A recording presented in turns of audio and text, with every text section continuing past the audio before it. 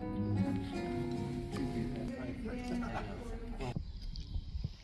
morning. Can everybody hear me clearly? Yes. Yes. Great, okay. So welcome to the workshop entitled The U.S. versus Asia. We're here with the representatives of 4 countries, and I'll introduce the speakers one at a time as they're ready to speak. All of these presenters are very experienced with a lot of history and a lot of knowledge of their subject.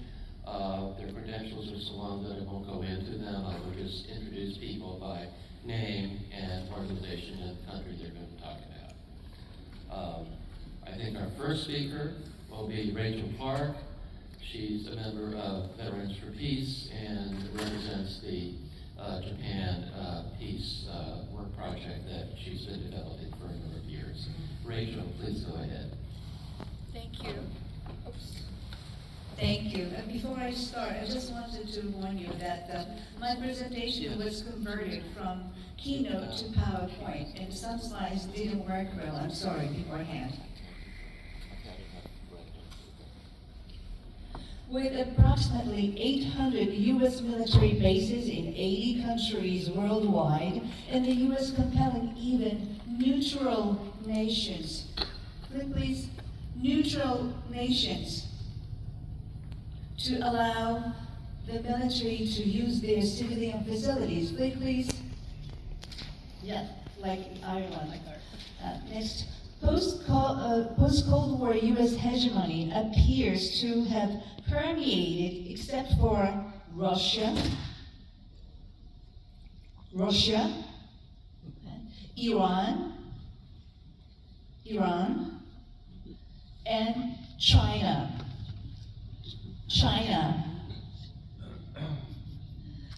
All 3 have complex topographies, abundant resources, highly skilled personnel, and a history of manipulation by Western powers, forming a wall that blocks U.S. hegemony's influence. U.S. foreign policy has sought to establish puppet regimes in their neighboring countries, to forge alliances with them, deploy missiles aimed at those 3 enemies, conduct frequent joint military exercises, and covertly intervene in the media. Rachel, you just have to say next slide. We can't. Okay. Next. Media. Next, cultural. Next, academic. And next, economic spheres to manipulate public opinion. Next, U.S. war making is more important than victory or defeat. War is profitable. Repeat business is the standard operational procedure, SOP.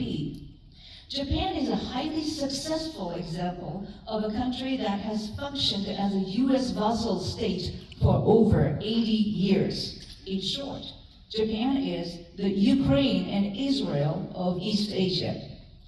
The U.S. Does not want Ukraine to get along with Russia, Israel to get along with Arab Middle Eastern countries, Japan, South Korea, and the Philippines to get along with China. Next, the U.S. has 120 military bases and related facilities in Japan by deliberately leaving the American war in Korea unresolved. The U.S. has poured trillions of dollars into East Asia and forced Japan to pay for U.S. hegemony in Asia. Next, by not ending the American war in Korea, the U.S. uses Korea as an excuse to keep forces ready for war with China. Next, in economic terms, the key term interoperability means using the same weapons and defense systems. The U.S. defense industry can continuously secure orders from the United States and its allies, as noted, repeat business for merchants of death. Next, the U.S. prioritizes maintaining this war economy over winning or losing, ensuring its continuity. They use agreements, memorandums, and ceasefires to buy time to replenish weapons, and conduct training. Hostilities are repeatedly resumed, causing extreme stock price fluctuations to benefit investors. For the U.S. economy, peace means recession. Next, the U.S. is steering toward a future where the defense industry is permanently sustained by sowing the seeds of conflict. Politics, the media, academia, and fake NGOs all operate according to a single script for the benefit of elites and the business community. So this is a very simplified version of my explanation of the U.S.-world relationship. The second half is about Japan's current position and future trajectory. Next. After World War II, military facilities on Okinawa were transferred from Japan to the U.S. military. Following Okinawa's reversion to Japan in 1972, they were transferred to the Japan Self-Defense Forces. Due to anti-base campaigns, many U.S. military bases were pushed out to Okinawa right before the reversion. During this period, over 70% of U.S. military bases in Japan were concentrated in Okinawa, serving as a logistical hub for the American war in Vietnam. Since 2010, there has been a rapid increase in rearmament. This began with the Obama administration, which came to power under the slogans, "Change and Hope," and "Yes, we can." Obama even won the Nobel Peace Prize. Next. In 2015, I visited Okinawa as part of a VFB delegation. Since then, I have led Next annual peace speaking tour. Next, on the mainland, reaching Okinawa Island and some remote islands since 2023. Next, there I have witnessed militarization. Next, disregarding residents' human rights and environmental. Next, conservation.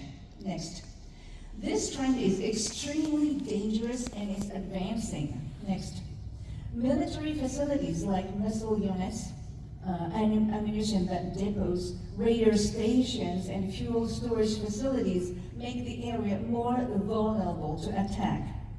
Plans are in place to add 130 more ammunition depots to the existing, 1,400 self-defense forces depots. At the same time, plans to convert civilian airports and seaports nationwide into dual-use military civilian facilities are moving forward. The location of these military facilities right next to residential communities violates the Geneva Conventions. There are also 54 commercial nuclear reactors not far from these military bases. This experimental and research reactors, 78 total nuclear facilities would be targets. Various locations in Kyushu are designated as evacuation sites for Okinawan islanders in case of an emergency. Next. The July earthquake, which is still continuing even now at this point, revealed poor administrative practices, leaving the authorities unable to respond to the disaster. This revealed their inability to accommodate Okinawan islanders. Next. Examples of militarization also include renaming Air Self-Defense Force the Air and Space Self-Defense Forces. This makes outer space a target for military operations, abandoning the principle of international law regarding the peaceful use of space. Japan is also complicit in attacks on Iran by serving as a launch base for U.S. forces. These include, next, the F-16 fighter jets at Misawa Air Base, next, the Aegis destroyers, next, at Yokosuka, the amphibious assault ships, next, at Sasebo, the F-35B fighter jets at Iwakuni. I'm sorry, I don't have this slide. Next, and the 31st Marine Expeditionary Unit in Okinawa. Next, sorry, go back please. According to an analysis by Kenji Isezaki, a member of the House of Councilors who is well versed in international affairs, Japan is complicit in the war against Iran while preparing for a potential attack on its own soil. Carried out without disclosing the operational guidelines or mechanisms intended to prevent the situation from escalating, this buildup of military force increases the likelihood of provoking preemptive strike. Compare this undemocratic politics, which benefits the military-industrial complexes of Japan and the US, with South Korea's democratic approach. Next, South Korea has criticized the UN command in Korea, claiming that it threatens their national interests. Now is the perfect opportunity for Japan and South Korea to unite under the common goals of restoring sovereignty and abolishing the Status of Forces Agreement, SOFA, regarding the regarding the UN command in Korea, a relic of the Cold War. I agree with Mr. Sasaki's idealistic view that the two countries should cooperate to establish a Northeast Asian nuclear weapon-free zone and designate Japan and South Korea as a demilitarized buffer zone. However, this decision must be made by the people of Japan and South Korea. As US citizens, we have a responsibility to strongly urge our own government to stop behaving like a rogue state through intimidation and competition. Next, instead, we firmly believe that we should aim for coexistence based on multipolar cooperation. Thank you.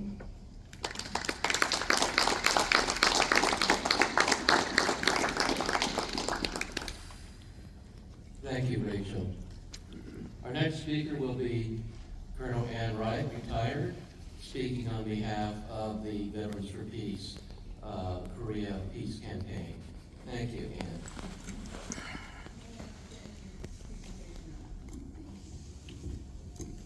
Ann. Okay, well, I'm going to speak on South Korea, and let's see. So let's just see what U.S. forces are in South Korea, and there are a lot of them.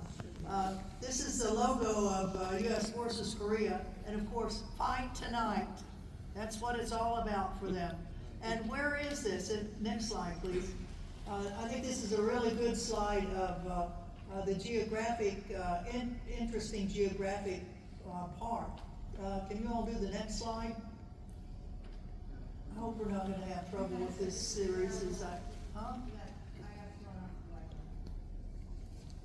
Yeah, there you go. Okay. So this is kind of a different view of where Korea is.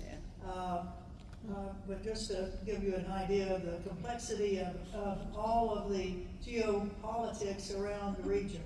And then the next slide. So there are 3 military commands, and Rachel mentioned one of them, the UN command. It's been there since the Korean War. Next slide. There are 5, this says 4 military bases when you count them out. There's actually 5. Sorry with the arithmetic. 5 military installations that are in South Korea. Next slide. And they're all over South Korea. How many of you all have served in South Korea or have See been my there? shirt? Yeah, well, quite a few. And I think most everybody is, well, Michael, we need you all in the Korea Peace Campaign. So sign up for that if you would. Okay, next slide. The South Korea is number 3 in the number of U.S. forces that we have outside the United States. We have 28,500. Next slide. And when you really count in probably the 15,000 family members that are with them, that's about, heading toward 45,000 people. There's a breakdown of how many are in Army, Air Force, Navy. Camp Humphreys is now the biggest, I think it's the biggest military installation we have in the world. And then the rest of them are there. Next slide. What's it all about? The tensions in the Korean Peninsula and the region. Part of it's caused, well, I'd say most of it's caused by the U.S. and all the military exercises, the war games, the war practice that we have. And one of them annually we have two big ones in South Korea. One's called Freedom Shield with 19,000 troops, and then Uchi Freedom Shield, which is going on right now. They're 2 weeks long. They have, they do all of the things. Sometimes they call the exercises decapitation exercises, decapitating the North Korean regime.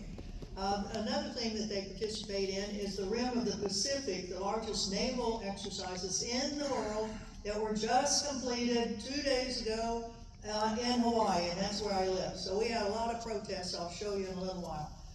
And in that RIM pack, for the first time, we had a Korean that was the head of the maritime component of that.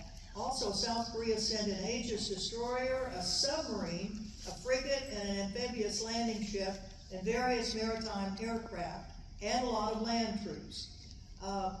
The United States not only hosting most of these military exercises, but we are flying our U.S. military jets closer and closer to mainland China. And just a couple of weeks ago, there was a big confrontation where the U.S. was right on the air defense zone of China. And of course, they mobilized all of their jets. So the potential for inadvertent conflict is there every single day. Next slide. And how much does it cost for the Koreans to host us on their land? And here we have one of the old generals of the U.S. Command told the Senate Armed Services Committee that it's absolutely cheaper to have American troops in South Korea and let them pay for it than keeping them back on the United States territory. So there's a reason for there's a lot of controversy in South Korea. It's like, why do we have to pay you guys for sitting here? Because we don't really want you here because you're a target for us. So that's one of the reasons there are big protests in South Korea about the U.S. military being there. Next slide. And that said, there are a lot of South Koreans that are employed on these military bases. It's a double-edged sword, as we have in Hawaii, where the U.S. military on one island, Oahu, where I live, 4 major military installations, and lots of civilians that work there. So when we try to rally against, reducing the size of the military in Hawaii, there are so many people who say, well, I kind of agree with you, but that's where my income's coming from, so I can't quite go along with you. Okay, so next slide. So here's a couple of slides about this Rim of the Pacific. We just got through with it. 31 countries came. 1/3 of them were not even from the friggin' Pacific. They were NATO forces coming out of Europe. So the NATO, evil mean NATO, is putting its presence in RIMPAC. There are 4 countries in the Pacific that are not members of NATO, but they're what they call partners. That's South Korea, Japan, New Zealand, and Australia. So they are being influenced by NATO. And the 5th NATO partner of the region is Colombia, a South American country. That's the only one in Latin America that's a part of NATO, that's a partner of NATO. 30,000 military personnel were a part of this that we were having to host in Hawaii. 40 ships, 5 submarines, 206 aircraft, and land forces that were marauding on 2 of the islands, over 15,000 land forces. And next one, so what do? Well, we protest. Next slide. Let's go to the next one. So U.S. bases out of everywhere. The next slide. That sign, U.S. bases out, is at least 40 years old. And if you look in the lower left corner of it, that's our old Veterans for Peace sign, that you have a duty to disobey unlawful orders. So we have that sign out in front of most of the military bases in Hawaii at least once a week to see if we can encourage a little bit of dissent. One more slide. The Philippines we have a lot of Filipinos that live in Hawaii. 3 minutes left, we got it. And so they're part of our thing. Well, okay, next slide. So let's go on to South Korea, specifically the island, Jeju Island. In fact, Elliot Adams, I think, is on his way to Jeju Island in a solidarity thing. But here's a U.S. submarine in a very controversial naval base that was built in Jeju Island. It's a little island south of the mainland of South Korea. Many of us have been there as protesters. Dan was there. You saw a picture of us that Rachel had in her slide of us in Okinawa, or in Jeju Island. And Jeju Island, along with Okinawa, has some of the very best protests against militarism, U.S. military in Asia and the Pacific. And then the other one is Jeju Island. And over on the right, you see some pictures of people that are doing the daily protests that's out at this built naval base. Next slide. Here's another one. This was around 2015 or 2013. People on the island would just drop everything at noon and block all of the gates that were going into the construction site. And then next slide, then they would get carried off. And look who we have on the right. We have Ellen Davidson. Yeah. Yay. Stan, too. Stan Levin over on the left, rest in peace. That was a great delegation, and we saw, in action what these men and women do every single day. Next slide. And here's a couple more of them. We've got Chuck over here was with us, Barry, Tarek, Dan, and then over on the right, well, I think we named everybody there. Oh, in the back of the head on the one on the left, guess who that is? You can recognize the back of his head. Ken Mayers. Yeah, Ken Mayers. Next slide. Okay, and then not only do they have a protest, 1 minute left, they have a protest, but they have a daily mass. The Catholic Church has really been behind all of this protest. And so every day at noon, they also have a Catholic mass. Next slide. And Father Moon, who's been one of the real coordinators of this, years ago, he was out demonstrating against the building of the base, and somehow he got pushed off this big embankment and fell down and hurt himself. And so he sued the Korean government, got enough money that on the right is the St. Francis Peace Center that he built with the money from the government. And that Peace Center is right next to the naval base, so you go up on the top of it and you can look right down into it. So it's a really, really good thing. Let's see, next slide. And here are just some more of the protests. And on the right is the communal kitchen. So every day for breakfast and lunch, there's food served to everyone that shows up for the protests. Next slide. And it's not like it just, these people are tough. 1,000 bows, 6,000 bows on this particular one. And when you're there, you do get to bow with them if you can. Next slide. And you can also go on a trip around the island. Every year they have a peace and life march around the island. So I would encourage you to do what Elliot Adams is doing right now. Put South Korea on your list of places to go, not only to Jeju Island, but on the mainland where there are great, great activists that are there that welcome us as U.S. military saying no to war. Thank you. All right.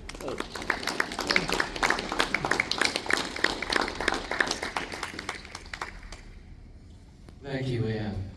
Okay, our next speaker is... Oh, wait a minute. Before that, put that last slide up, if you will, because there's one more slide in that thing. And this is Regis Tremley, who's a veteran for peace member, who went to Jeju Island back around 2012 and did a documentary about Jeju Island. Regis now lives in Yalta in Crimea, and he does a daily broadcast. But I want to make sure that we remember Regis because he did a great deal of work on Jeju Island. Thank you. Yeah.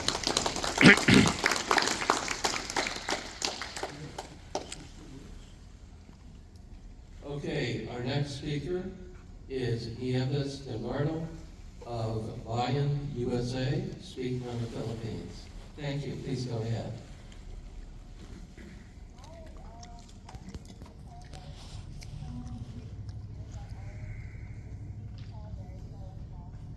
Hey, Nieves, I don't think you're coming Trouble with in sound? sound in the room. Hang on a sec, we just gotta.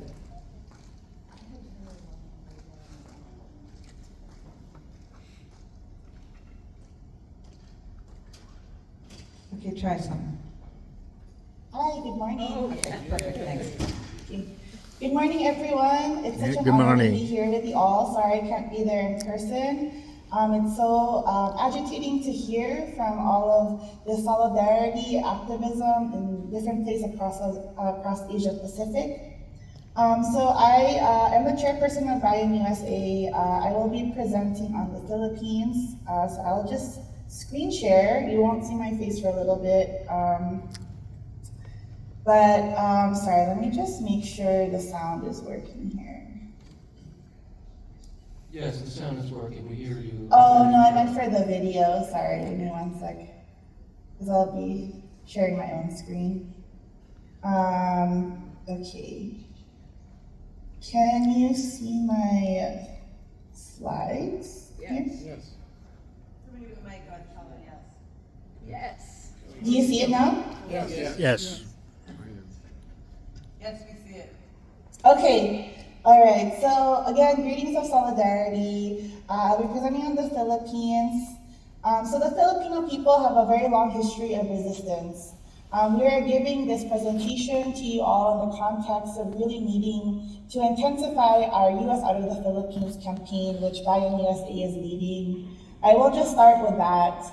And the forefront demands of the Filipino people are to end the de facto U.S. basing and permanent troop presence in the Philippines, end all unequal military agreements between the U.S. and the Philippines, end joint U.S.-Philippine military war games and other war provocations, and end U.S.-backed counterinsurgency in the Philippines. We are also calling for the cutting of U.S. security assistance to the Philippines. And so, our long history of resistance really goes back centuries. But I just wanted to highlight that this coming September actually marks the 35th anniversary of the Filipino people kicking out the U.S. bases from our homeland. However, the U.S. has found ways to creep back in and really collude with the treacherous government of the Philippines. So I wanted to show a short documentary just to give you more of a visual of what U.S. military presence looks like in our homeland.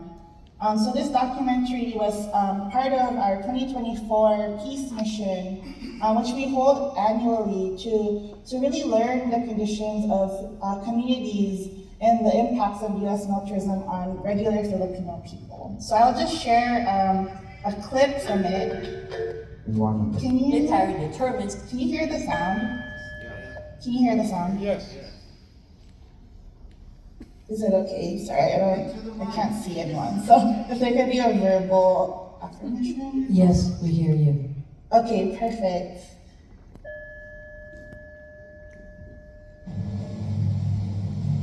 After more than 4 decades of being an American colony, the Philippines was granted nominal independence in 1946. To proclaim the independence of the Philippines as a separate and self-governing nation. But that didn't mean the U.S. left the archipelago. Through the Bases Treaty, the U.S. established Clark Air Base and Subic Naval Base, which at the time were the U.S.'s largest overseas military bases. In the decades to follow, the U.S. military was responsible for environmental destruction, violence against women and children, and even for dragging Filipinos to fight in wars they did not want to be in, like the Vietnam War. By 1991, a protest movement of Filipinos across the country forced the Senate not to renew the basing agreement. It was an unprecedented victory that even caught the U.S. off guard. There are so many issues against the bases, but the main issue was an issue of sovereignty, right? The best propagandists are the youth, especially the students, because they're always more open, to new ideas among students to popularize the anti-bases campaign. Most schools would organize a forum on the U.S. bases or debates. We knew these politicians will never act against the bases if there's not a strong public sentiment against them. until we were convinced that politicians can already feel the pulse of the masses against the American bases. Finally, we were able to convince Congress. Keen on maintaining the Philippines as a strategic geopolitical foothold in the Asia-Pacific region, the U.S. would go on to collude with subsequent Philippine administrations to enact various military agreements that would effectively circumvent the ban on U.S. bases. They thought that maybe there's a way that American forces can still visit the Philippines, right? So first they have this VFA, Visiting Forces Agreement. U.S. troops! Out now! U.S. troops! Out now!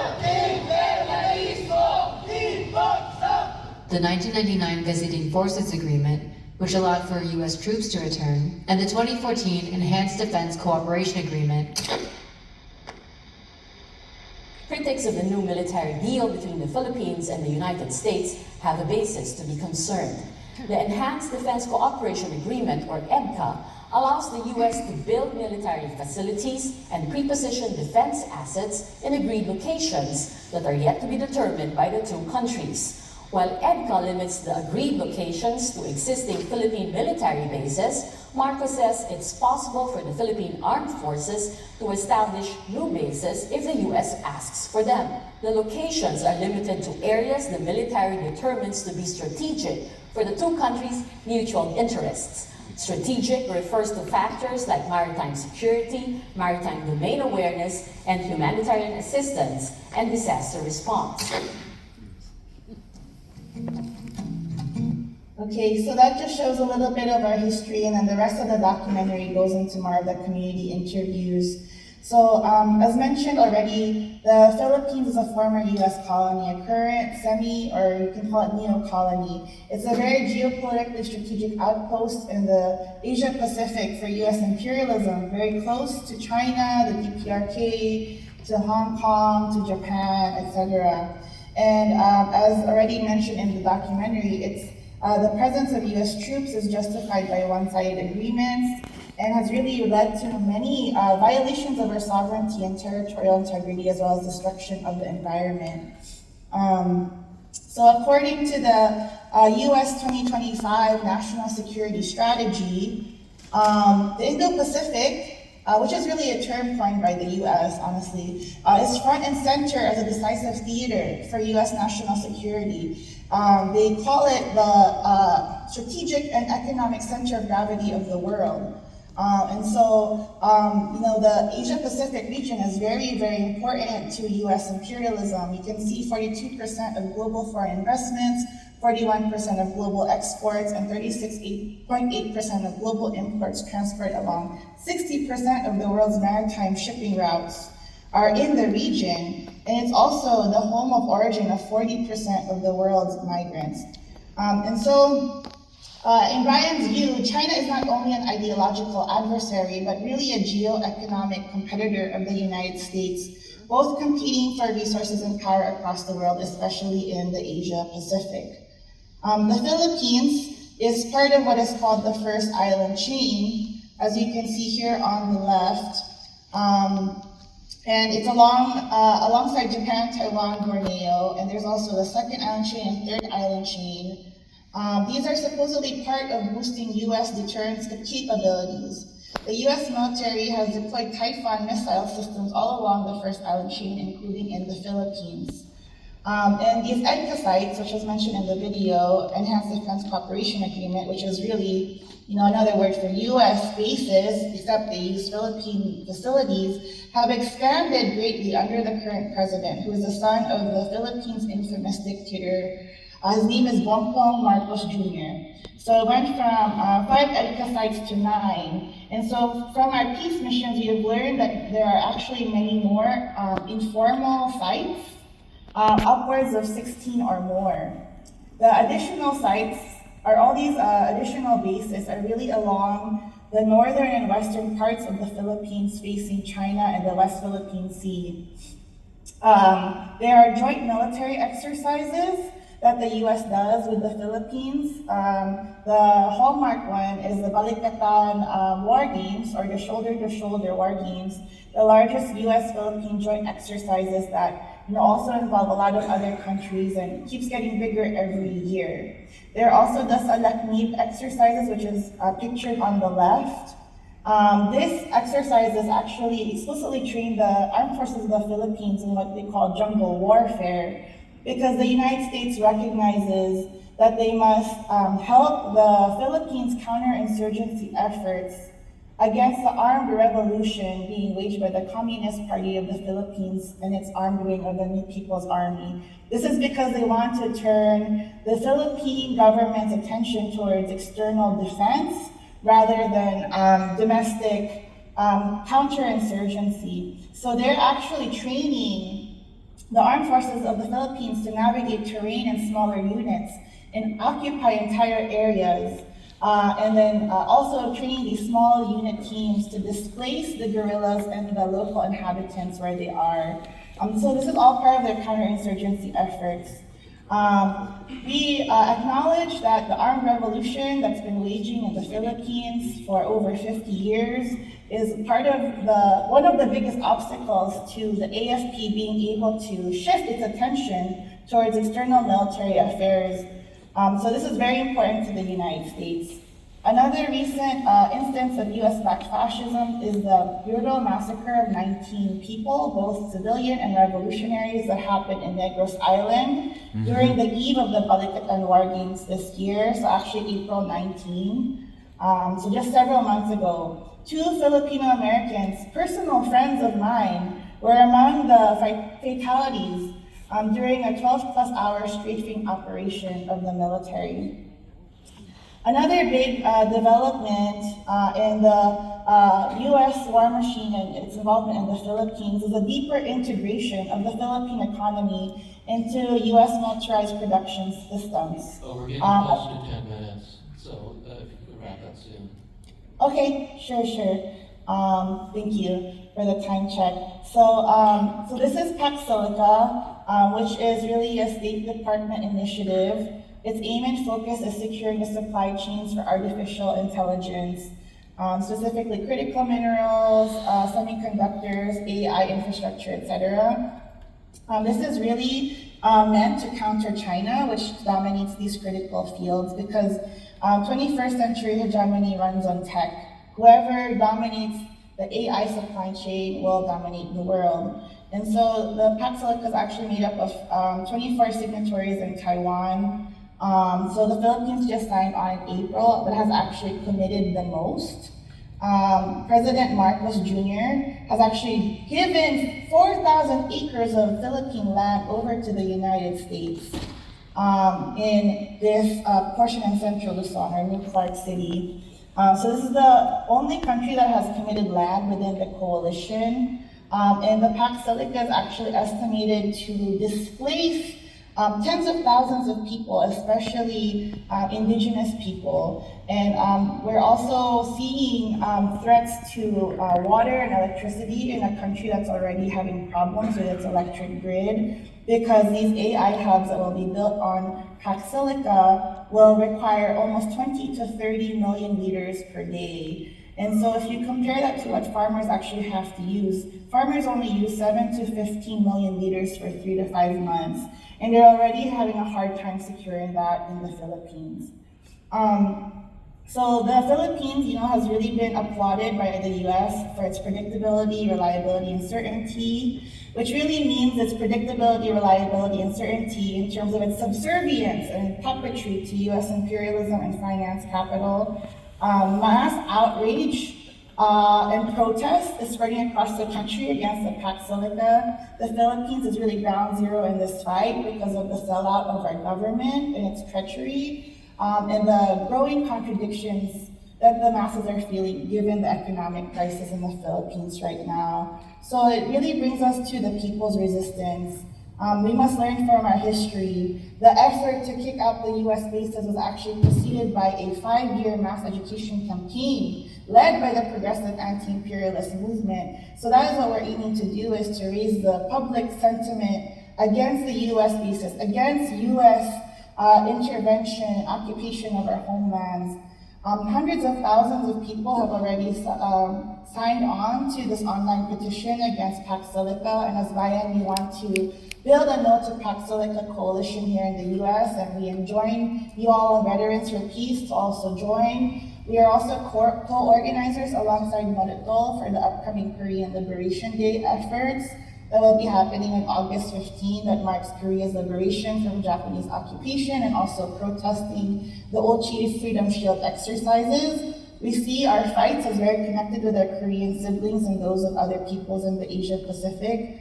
We also enjoin you to join our global conference, the Skapik Basic Conference in Toronto in September 25 to 26.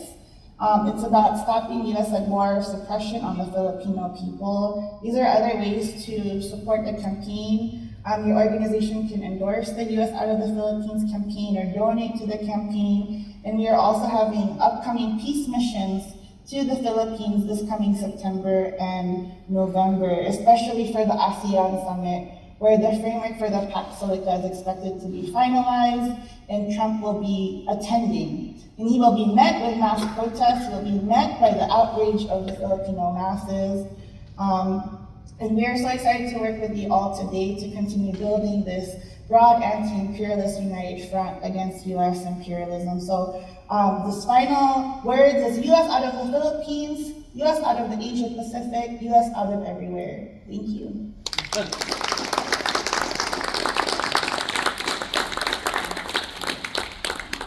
Thank you very much. Please stay plugged in so that you can participate in the question and answer period afterwards. Our next speaker is Sara Flounders. She's a member of Veterans for Peace, the China Working Group. She's also the author of a book, and she's one of the leaders of the International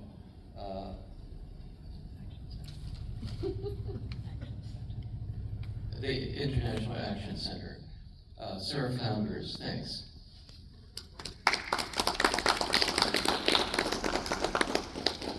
Thank you. Thank you, Michael.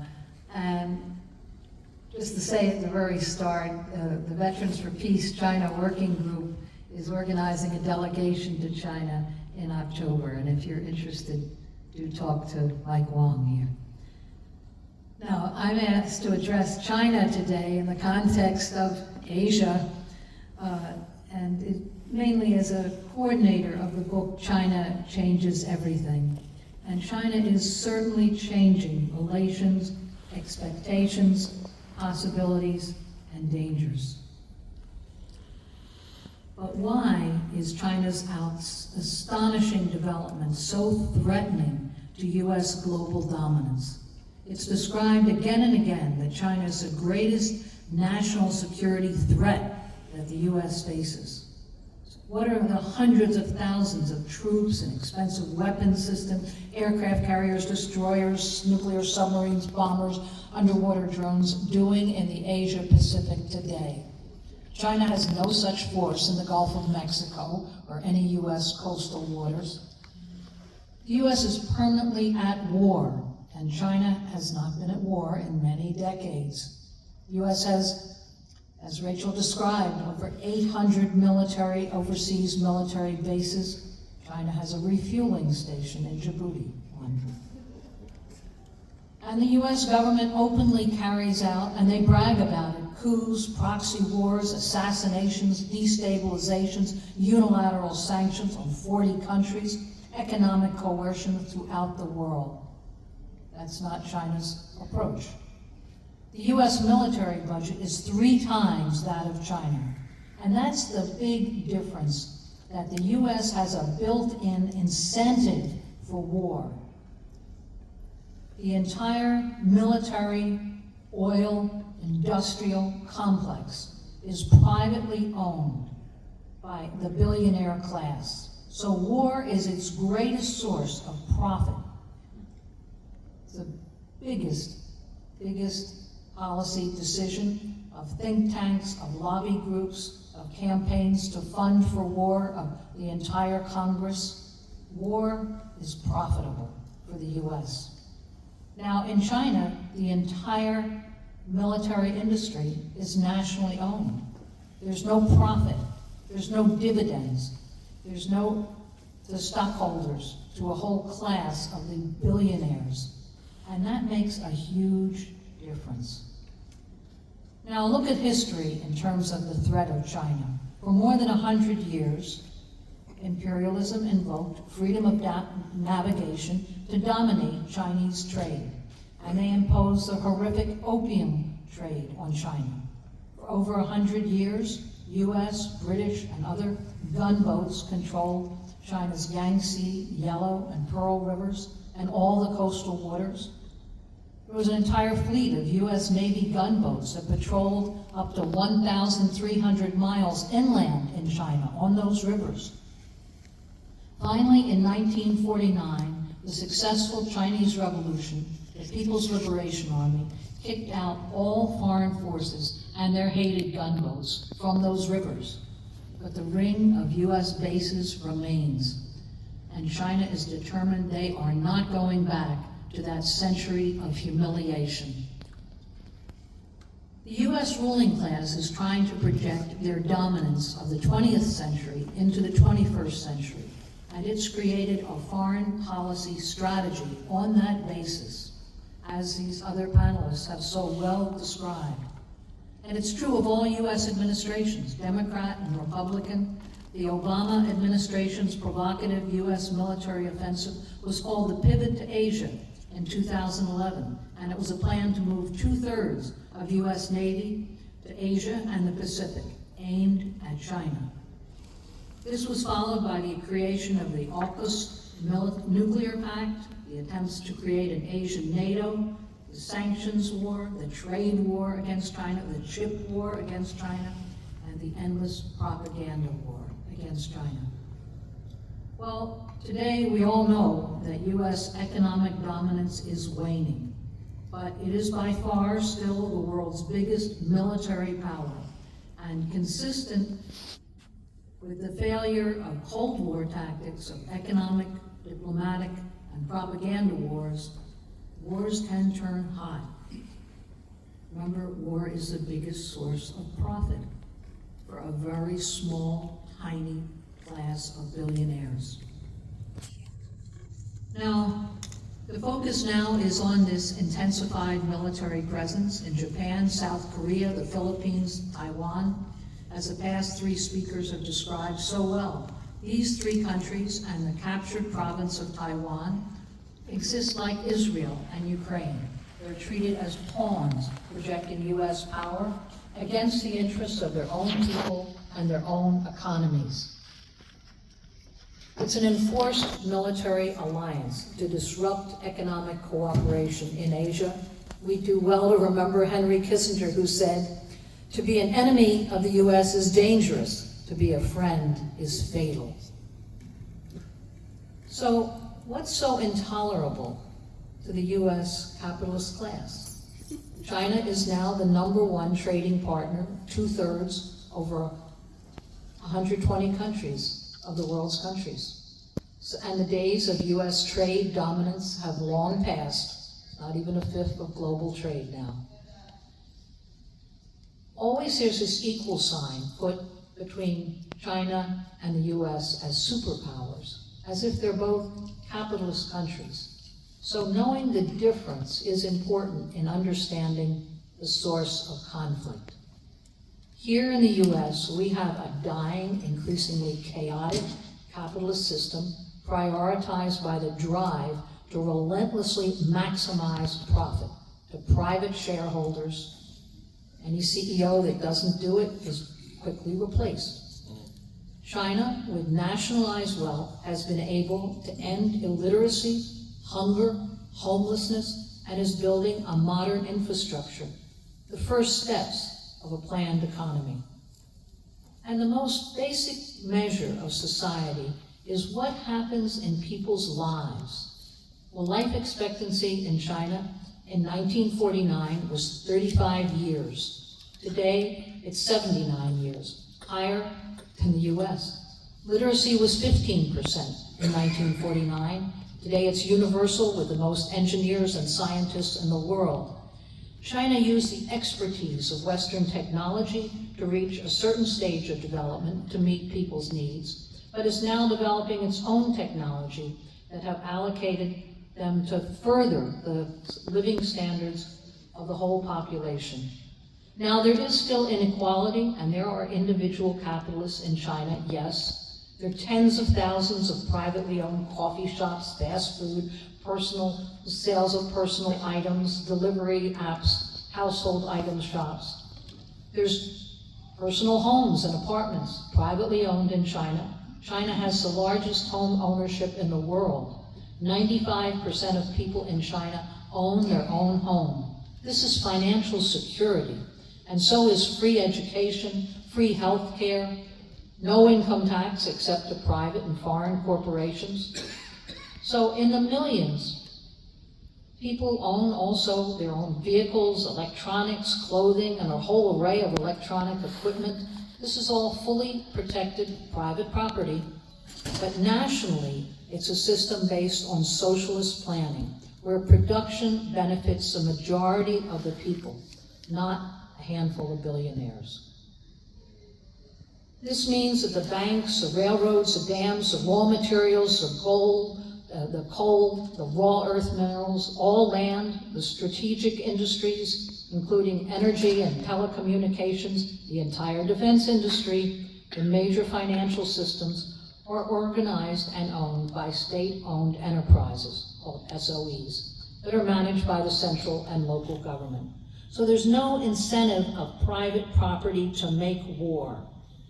China's rise disrupts the whole imperialist property system. It gets in the way of the relationship the US wants to have with the rest of the world, where a handful of billionaires can design the global economic financial system to further their own property interests. There are capitalists in China, but they are not the decisive force in the economy or in political and military decisions. The capitalist class in China is denied the right to organize in their own political interests. And that threatens the capitalist class globally. Yes, it does.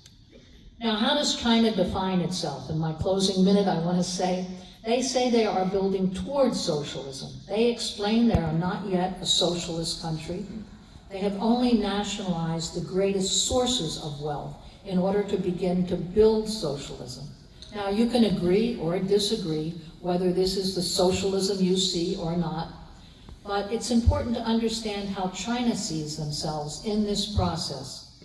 And they are now a science and technology powerhouse. Their rise has offered a way for Russia to neutralize the unilateral sanctions of NATO's 2022 war in Ukraine. And in the midst of war in Iran and Yemen, they are the steady trading partner. Every one of the 40 countries confronting US strangling economic sanctions has an alternative now, trade with China. There's an alternative to the onerous IMF and World Bank and private bank loans. So this alternative threatens US dominance. It's not a threat to ordinary people in the United States or elsewhere in the West or globally, but it's a huge threat to US dominance by a tiny class of billionaires who expropriate all sources of wealth and profit. And US strategists are just determined to reduce all forms of global cooperation in an era when we desperately need global cooperation to tackle global problems. So I'll just finish by saying that war is in the economic interests of US capitalists, the corporate and banking elite, the privately owned military and oil industries, this is their greatest source of profit. Guaranteed long-term profits are in war. And it robs every US social program that's not already gutted by past military expenditures. So it's a situation where the voice of veterans and active duty military, your voice, carries more weight. The population of the US is overwhelmingly against more war. We have to pay for these endless wars. So let's meet this anti-China war propaganda that's based on endless confrontation and war. Let's confront it and challenging. Yeah. Thank you.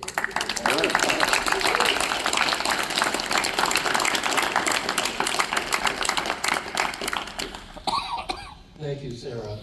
Now, before we do the question and answer period, I just want to give a shout out to Michael Kramer. Please stand. Michael Kramer is the co-chair along with me of the China Working Group. He's done great work. I really appreciate the president of the North New Jersey chapter of Veterans for Peace. And I would also like to thank Lou Flores, please stand, who is our timekeeper and has been keeping time. Thank you. Okay, so we'll now open it up to questions. Does anybody have it? Okay, let's see. Let's go. Go ahead. I'll let you call people.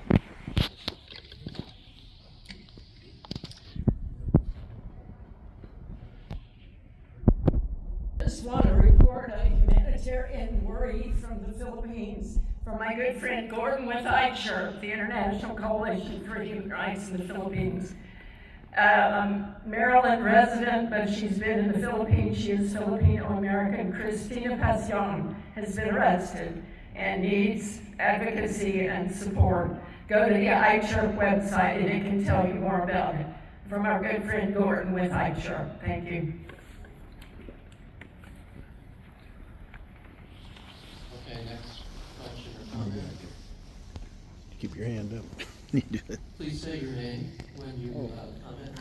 I'm Margie Stone. I'm with Veterans for Peace, Evansville, Indiana. And I'm familiar with, in the United States, resistance to disarming the military complex because of the workers here. I mean, you know, the same thing. But I had no idea, never thought about all the infrastructure elsewhere on all these bases. I mean, all these numbers just blow me away.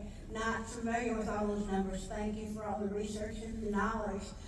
But what I'm thinking is that don't we need transfer projects? Where can we help these people go? Don't we need building of homes, schools, hospitals? Can't we develop plans, you know, for each base? How to give an opportunity for these people working there to be productive for that area or come home and be productive here. Does anybody want to respond to that? Yes. Question? Ellen, go ahead. Definitely respond to that. It's an old and forgotten project, but yes, ma'am, years ago, there was very strong pressure, and 13 years in a row, a New York State Congress member, he's dead now, it's a long time ago, but he introduced an economic conversion bill, and that's exactly what it was, to help the workers find good, productive work and close down the military production. Absolutely. We need to bring it back, yes. Because there's so many people there that could be involved in the movement if they had a place to go. Yep. Is it my turn?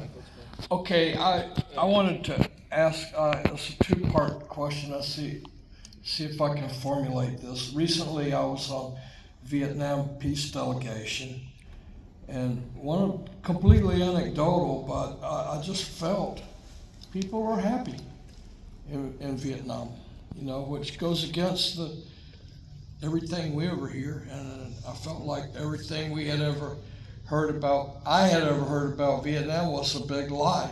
So one part of my question is there a way to measure happiness in countries like China compared to United States? Maybe it's been done, maybe it hasn't, I don't know. The other question I wanted to ask is just nuts and bolts, like say I'm a person living in China and I got a problem, like my neighborhood, I would like to have a park over here. We don't have a good park over here, all right? Whatever, I want to make a change where I live. How do I do that in China? Am I going to get in trouble to raise the question? How do I raise it? How do I bring it up? You know, just nuts and bolts, you know, like how does the system work? I know if I was going to do that back home, I'd probably go to the county and maybe I go to the city council or wherever I live and maybe they listen to me, maybe they won't, maybe I have to try to get a petition, and they probably ignore me, and maybe eventually we might get something, but I guess I'm trying to compare normal life for people and how problems get, like that. Say your name too. Say your name. I'm Jeff from Atlanta, VFP chapter 125. And you went to the Philippines after that. Yeah, I have a Philippine connection. My wife is Filipina, and I spent a couple years in Philippines back during the first Marcos fiasco. Yeah, thanks. Okay, yeah, we have to make things concise because we're pressed for time. I'll have Rachel go first, and then Sara, and then I'd like to have Michael Kramer. He had a question. I'd like to have him as the next question. Well, I've been to China four or five times so far. The last one was last year. And every time I visit there, the speed and the level of progress is just amazing. And I had a very similar question like you had, and I asked many questions to my Chinese friend, and she said, obviously they don't have much that kind of problem that you mentioned, because city planning, residential area planning, everything is based on people first, not corporations benefit first, people first. For example, when I went to a Dailan big street, one of the nearest town to the Dailan airport, okay, they have huge residential buildings. The main entrance is not faced on the main street, but actually it's behind the building. So when we went to behind building, there's a huge pedestrian area. Also, at every single block has a beautiful garden and a sitting area with the awning. It's a perfect spot for grandpas and grandmas, sit down, chit chat, babysitting their grandchildren. That kind of space is all over. Okay, so before people complain, already government thinks about people's needs. That's what I had the impression. And the biggest difference between China and the US and Japan, I saw so many happy-looking senior citizens there. They have a great life after retirement.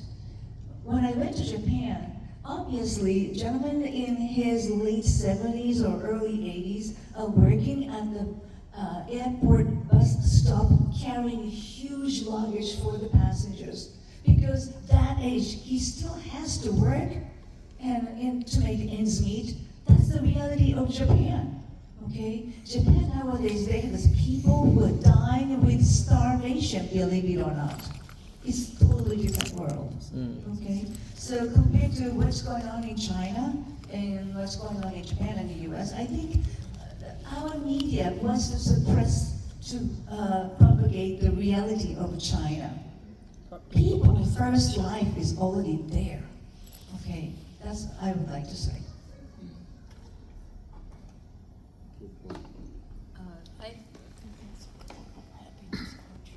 I think there are many levels in China that aren't understood here at all. But every single housing project, every small neighborhood has its own councils and its own representative bodies. Now that makes a big difference, even where to put a traffic light, where the entrances and exits of buildings are, how much playground space there is versus how much room for small vegetable gardens, and on and on and on.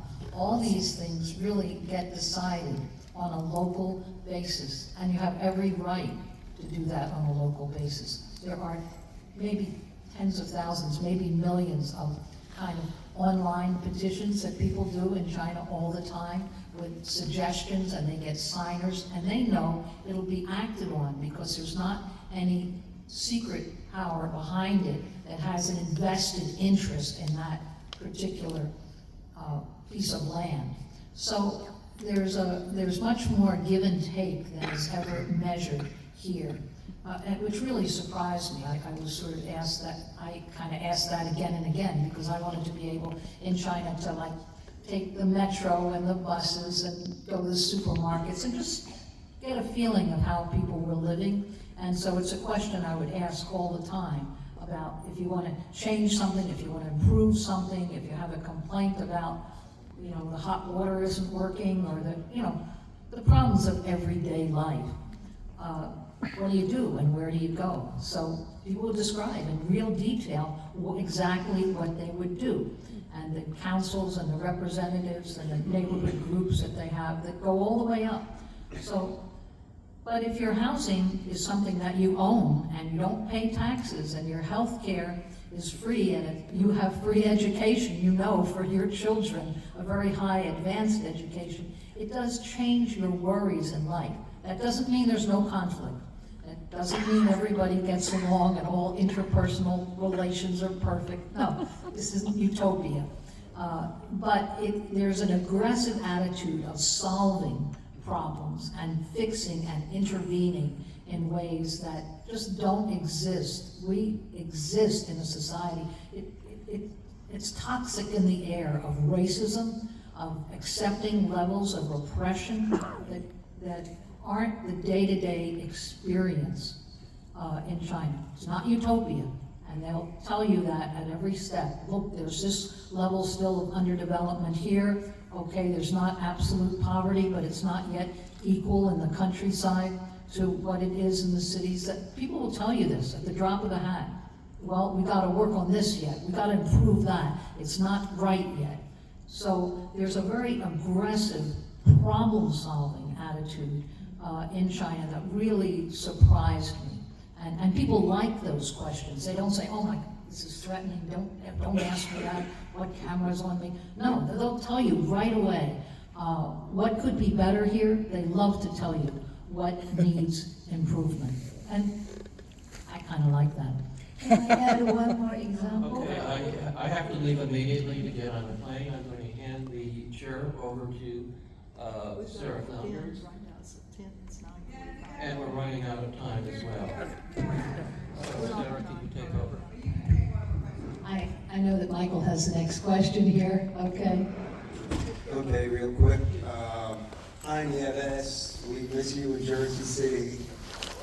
Miss you too. Yeah. So actually my question is for Nieves.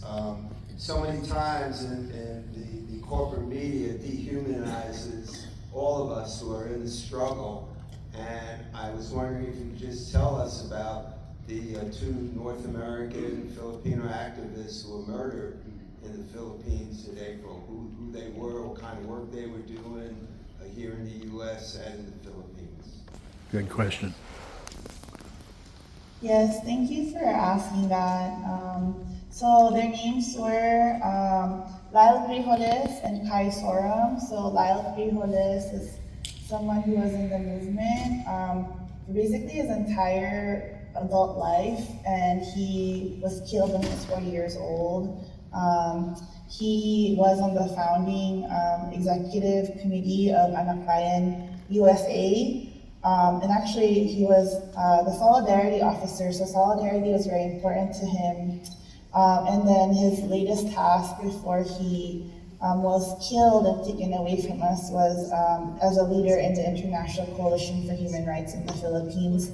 So actually he was advocating for the Philippine Human Rights Act, advocating for the end of US security assistance to the Philippines. And then, his life was ended precisely because of that, the thing that he was advocating against US military backing of the armed forces of the Philippines human rights violation. So that is not lost on us, that the cause that he devoted his life to ended up being what actually took his life. And then Kai Soram was organizing since 2020. So Lila's from San Francisco or the Bay Area, and Kai Soram's from Washington State. And they were a younger comrade who got organized during the George Floyd uprising, and was very beloved by the masses that she worked with. She was a very prolific cultural worker, and was really known for many of her adaptations of songs which included, or Philippine revolutionary songs, which included songs in dedication to our martyrs, and now she herself is one of our martyrs. And so both of them were in Negros to immerse with the struggles of the peasant masses there. Negros is known as the sugar bowl of the Philippines. Actually, the U.S. sources a lot of their sugar from Negros Island.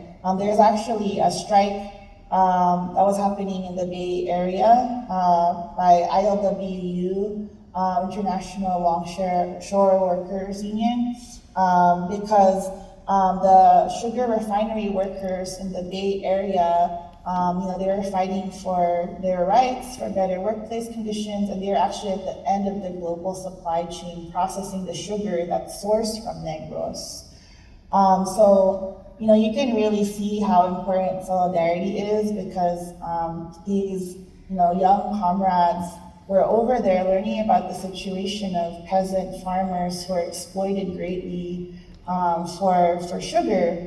And then on the other side of that global supply chain are workers who are also being exploited right here in the US. And so, because they were there supporting the farmers who were trying to take back their lands. I'm sorry, I'm gonna... Right, I'm sorry, I'm getting the signal that we have to end for the next session, so. Okay, I'll just do one more second. But anyways, they were killed because of their solidarity. And so now a lot of international activists are actually being surveilled too as a result of that. So there is increasing repression of overseas Filipino activists. I'll just stop there. Thank you. Thank you so much. And thank you to the panel, thank you to our tech crew in the back, and to Veterans for Peace for this section. Also to the China working group, if you're interested in that trip to China, you'll have to contact Mike Long, who just had to leave to catch his plane. We have 2 more copies of this book, China Changes Everything, which is now also an ebook and a video, and it's going to be available as an audio book and on podcasts. And it's going to be translated. It's translated into Chinese and also Arabic and Russian and French and Spanish. So there's a lot of interest in what is happening in the world, what is changing, what's new, and I think it's what we have to be thinking of also as we're determined to stop wars here and to interact with people of the whole world in peace. Thank you.